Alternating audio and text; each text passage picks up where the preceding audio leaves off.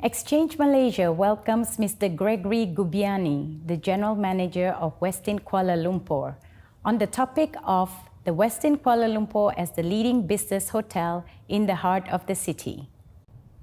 Hi, my name is Gregory Gubiani, or basically you can call me Greg to keep it simple. I'm the General Manager of the Westin Kuala Lumpur, as well as the Chairman of the Marriott Malaysia Business Council. I'll share more details on that a bit later. So, Marriott International has been present in Malaysia for the past 25 years, right?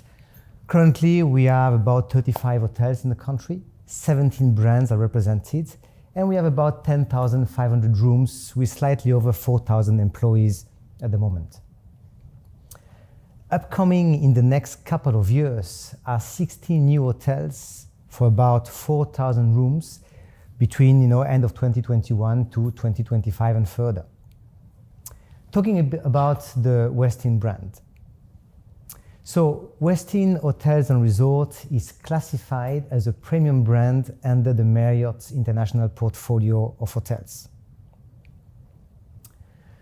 Westin Hotels and Resorts put a large emphasis basically between guests and their well-being, offering multiple signature wellness programs that are basically thoughtfully designed to empower each individual to stay in control and so above it all, right?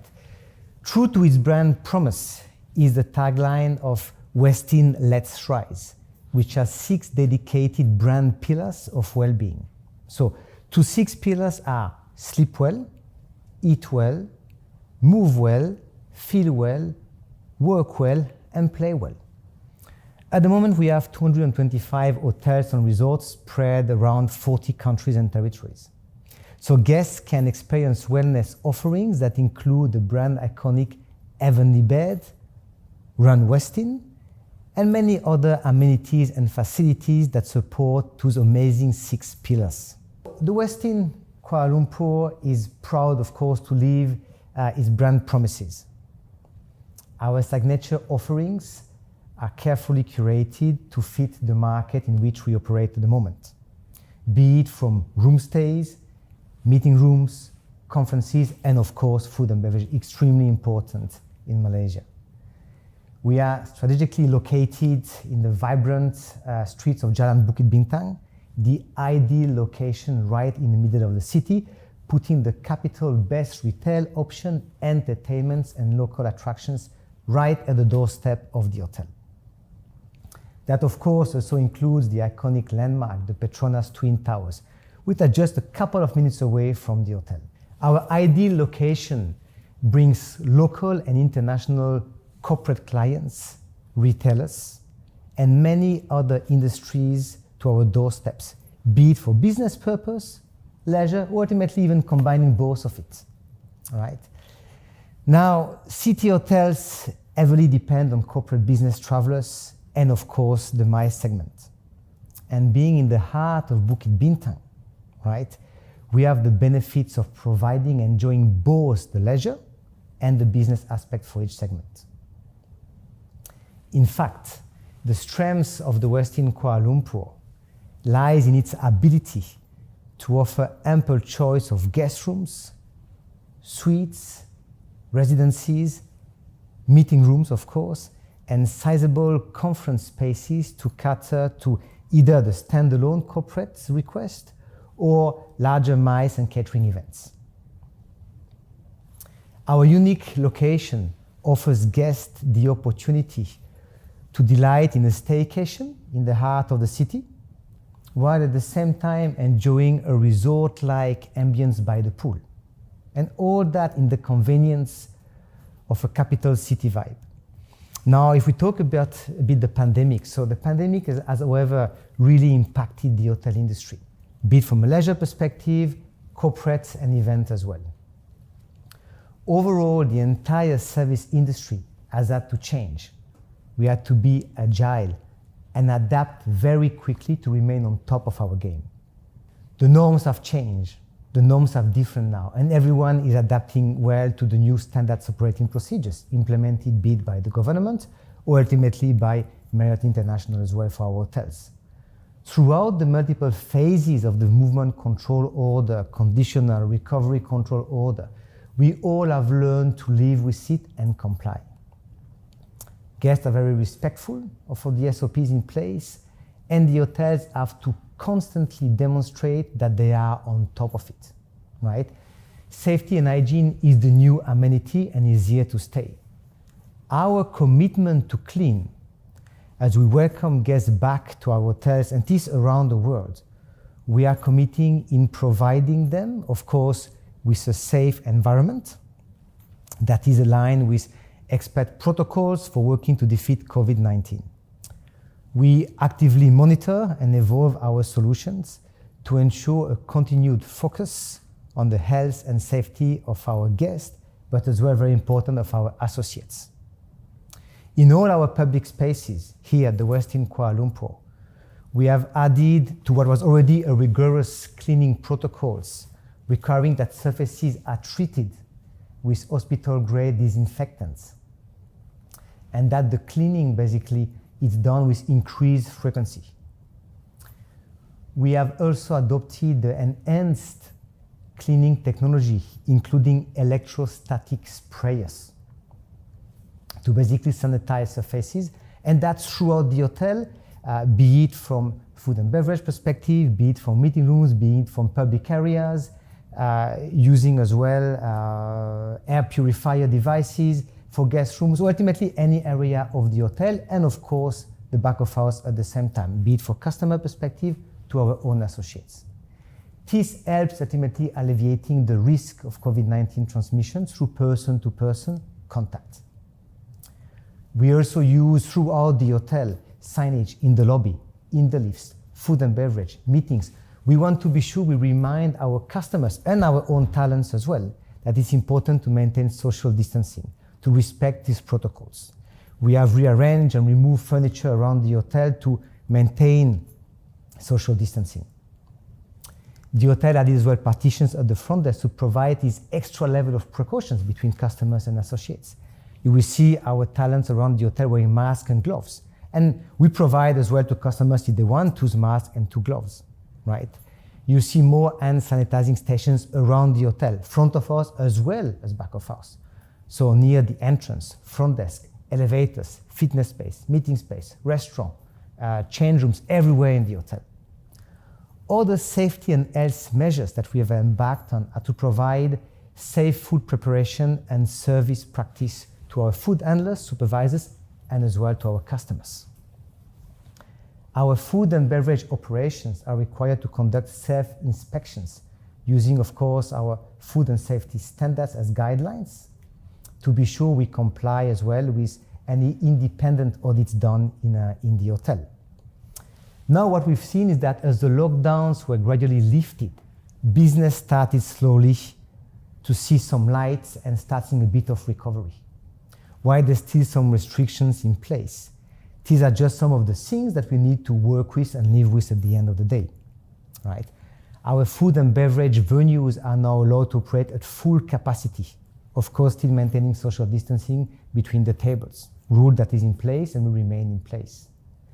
While meetings and events are allowed to run at 50% capacity at the moment. Staycations are allowed, business travel within the States have resumed as well, allowing ultimately more volume and more movement throughout the country. While this is of course not at the same pace and volume it used to be pre-pandemic, but for now it helps the industry, it helps the hotel as well to generate cash flow, which is something really important. The past year has truly encouraged us to innovate and find new ways of reaching out to our customers. So for meetings, which is quite a large part of our business here in the hotel, we have introduced and we offer as well to our clients and event partners new hybrid meeting solution. This is part of basically an extension of our Connect with Confidence program. However, having said that, as we navigate through a new norm and some recovery, we understand that there is a real need for people to gather and meet again each other, right? People want to feel that they're able to connect with each other. They want to be sure that SOPs, safety and hygiene protocols, are in place and are followed by the hotel. With the latest SOPs in place in the industry, especially for events and meetings, it is there to allow to revive the business. It is there to allow more events, more meetings to happen, more volume to come through our business. Local companies prefer physical meetings simply because they are more productive and they're more efficient too. It is ultimately human nature to meet and to connect. And we in the hotel are prepared for that, right? So the current opportunity revolves around local domestic markets, and we need to make the most out of it. Of course, the reopening of international borders is essential for Malaysia. It will put the country back on the map. It will attract more investment as well as overseas business. Our immediate neighboring countries such as Singapore, China, India are key source markets that will boost business, not just for hotels, but ultimately for everyone, right? While a little further, we have Australia, Japan, US, Europe, and of course, Middle East. So with borders reopening at some point, it will not only create opportunities for conferencing, for catering, for any business or any corporate business to come back, or even leisure business to come back in the country, but it will as well, most importantly, create job opportunities for our industry and put again Malaysia on the map as a key destination in Southeast Asia. It has a lot to offer, right? And it goes without saying that pre-pandemic recovery is an uphill climb at the moment. However, the progress with vaccination and the multiple talks on VTLs are really encouraging. We just need this now to be a reality, right? So besides ultimately helming the Westin Kuala Lumpur, I also wear a different hat as the chairman of the Malaysia Business Council, or as we call it, MBC, right? The Malaysia Business Council basically is split in 4 main regions. One being central, where most of the hotels are located. The southern part, which is near to Singapore, so Johor Bahru, Desaru. The northern part, which is Penang and Langkawi. And the eastern part, Sabah and Sarawak. So each region has a sub-council chair with various representatives for multiple disciplines: HR, community involvement, sales and marketing. While the central region has the main co-chairs and representatives for the country, and that includes as well government affairs. So if you were to ask, what does a business council do? Well, very simple. It is here to preserve and drive Marriott culture, and hence Marriott reputation through community and government engaging, and raising as well the company profile in the individual market it operates. We collaborate to pool resources that enhance market performance. We are here to provide a channel to communicate information between ultimately headquarters and us on the field. We develop leadership, networking, and professional growth opportunities for our associates. I said we have 35 hotels at the moment in the country. We identify and advocate for any local legislative issues that would affect the hotel industry, depending on the country we operate. We integrate franchises, acquired brands, and new hotels into the appropriate Marriott activities in the market.